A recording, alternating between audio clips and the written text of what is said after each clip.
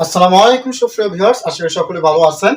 আজকের এই ক্লাসটি সবার জন্য খুবই গুরুত্বপূর্ণ এবং ইন্টারেস্টিং হতে চলেছে, কারণ এই ক্লাসের মধ্যে সবচেয়ে গুরুত্বপূর্ণ বিষয়গুলো আলোচনা করা হবে। ডু ডাজ ডিড, এই ডু ডাজের এবং ডিডের ব্যবহার সুন্দর করে এই ক্লাসে দেখানো হবে। একটু যদি আমরা দেখি, ডু আই এবং যে কোনো ফুলার নাম্বারের সাথে ব্যবহৃত হবে, তার মানে ডুটা ব্যবহৃত হবে আই এবং যে কোনো ফুলরাল নাম্বারের সাথে। আর ডাস হি সি ইট এবং যে কোনো নাম, ডাসটি ব্যবহৃত হবে হি সি ইট এবং যে কোনো নামের সাথে, অর্থাৎ সিঙ্গুলার। সাবজেক্টটা যদি সিঙ্গুলার হয়, সাবজেক্টটি যদি আমার সিঙ্গুলার হয়, তাহলে সেক্ষেত্রে আমরা ব্যবহার করব ডাস। আসলে বুঝতে পেরেছেন তো? যারা এর সম্পর্কে কোনো কোশ্চেন থাকে এর ব্যবহার নিয়ে ক্লাসটা শেষ করার পরেও যদি কোনো কোশ্চেন থাকে, তাহলে অবশ্যই আমাকে কমেন্ট বক্সে জানাতে পারেন। তাহলে দেখুন, ডিড পাস্ট ইনডিফিনিট টেন্সে সবার সাথে ডিড ব্যবহৃত হবে, কারণ ডিডটা রয়েছে ডু এর পাস্ট ফর্ম, ডিড হচ্ছে ডু এর পাস্ট ফর্ম। তাই ডিড পাস্ট ইনডিফিনিট টেন্সে বা সিম্পল পাস্ট টেন্সে সবার সাথে ব্যবহৃত হতে পারে। এখন স্পোকেন আমরা একটু কিছু এক্সাম্পল দেখি। অ্যাসার্টিভ সেন্টেন্সের ক্ষেত্রে, অ্যাসার্টিভ সেন্টেন্সের ক্ষেত্রে কিভাবে আমরা এগুলো ব্যবহার করব সেটা একটু দেখে নেই। আই ডু দ্য ওয়ার্ক, আমি কাজটি করি। He or she does the work, সে কাজটি করে। এখন একটু খেয়াল করি, he or she does the work, আমি বলেছি যে ডাজ হি শি ইট যে কোনো নামের ক্ষেত্রে যে কোনো সিঙ্গুলার নাউন বা প্রোনাউনের সাথে ডাজ ব্যবহৃত হবে, সেটা আমি এখানে লিখেছি। হি অথবা শি ডাজ দ্য ওয়ার্ক, সে কাজটি করে। আশা করি বুঝতে পারছেন বিষয়টি। তারপরে উই অথবা ইউ অথবা দে অথবা আই অথবা হি অথবা শি অথবা রহিম did the work.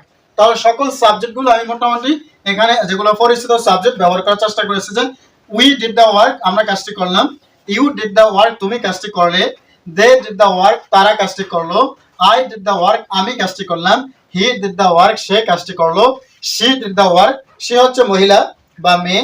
She did the work, সে কাজটি করলো। রহিম ডিড দ্য ওয়ার্ক, রহিম কাজটি করলো।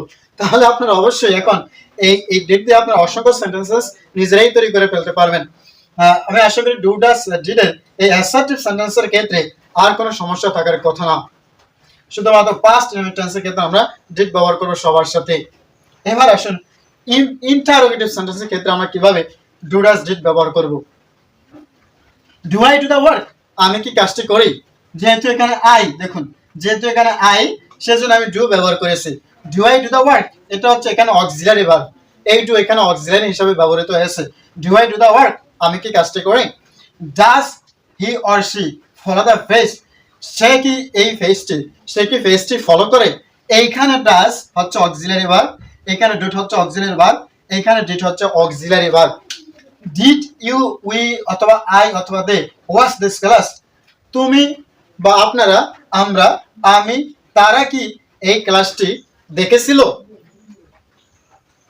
তাহলে একটু খেয়াল করুন, এইখানে ডু হচ্ছে auxiliary verb, does auxiliary verb, did auxiliary verb, কিন্তু এখানে do does did auxiliary verb নয়। তাহলে পার্থক্য একটু খেয়াল করতে হবে আমাদেরকে। এখানে ডু ডাজ ডিড কিন্তু অক্সিলারি ভার্ব নয়, এখানে প্রিন্সিপাল ভার্ব বা মেইন ভার্ব। কিন্তু এইখানে প্রশ্ন করার ক্ষেত্রে ডু ডাজ ডিড হয়েছে অক্সিলারি ভার্ব। কেন? এই কেনর প্রশ্ন যদি কেউ অ্যান্সার পেতে চান, তাহলে অবশ্যই কমেন্ট বক্সে জানিয়ে দিন। তাহলে পরবর্তী ভিডিওর মধ্যে ডু ডাজ ডিড কেন এখানে অক্সিলারি ভার্ব হয়েছে সেই বিষয়টা নিয়ে আলোচনা করব বিস্তারিত। এবার আসুন negative. I do not do the work, আমি কাজটি করি না, এইখানে do negative. He or she doesn't do the work, সে কাজটি করে না, এখানে ডাজ অক্সিলারি ভার্ব। তাহলে দেখুন, আই এবং যে কোনো ফুলার নাম্বারের সাথে কি বসবে, ডু বসবে। আবার হি সি এবং ইট যে কোনো নামের সাথে বসবে ডাজ। তাহলে দেখুন, এই তিনটে জিনিস ফলো করলেই কিন্তু আপনার এগুলো খুব সহজে ব্যবহার করতে পারবেন। তাহলে এখানে does auxiliary verb, they we you অথবা I didn't do the work, তারা অথবা আপনারা, আমরা, আমি কাজটি করি নাই বা করলাম না, এখানে ডিড অক্সিলারি ভার্ব। ক্লিয়ার?